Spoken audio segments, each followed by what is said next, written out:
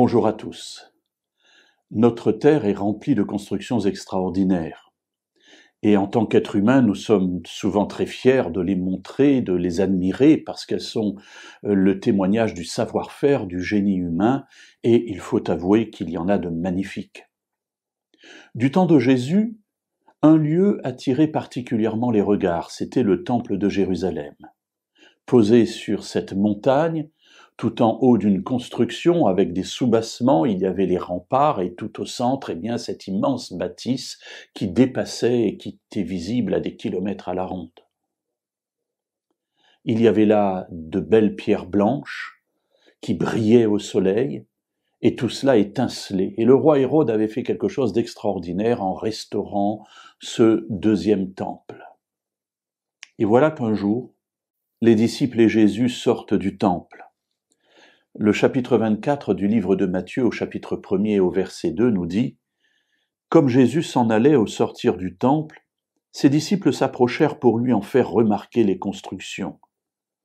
Mais il leur dit « Voyez-vous tout cela ?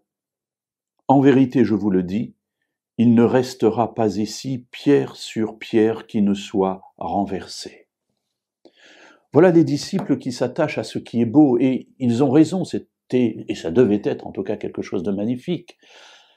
Et ils arrêtent Jésus, ils disent « Jésus, tu passes trop vite, regarde comme c'est beau, regarde comme c'est extraordinaire, cette merveilleuse construction, cette merveilleuse maison de l'Éternel, la maison de Dieu. » J'imagine Jésus regardant cela d'un œil distrait, alors ça c'est moi qui rajoute, en disant « Mais pourquoi vous arrêtez-vous à regarder tout cela? Ce ne sont que des pierres. Je vous le dis, il ne restera ici pas une seule pierre qui ne soit renversée. » Et de fait, quand vous allez à Jérusalem, il n'y a plus aucune pierre du temple. Ce fameux mur occidental, ce cotel devant lequel chacun va se recueillir avec beaucoup de déférence, n'est que le mur de soubassement, un des murs de soubassement du temple. Mais du temple, il n'en reste rien, pas une seule pierre, comme Jésus l'avait dit. Pourtant, c'était censé être la maison de Dieu.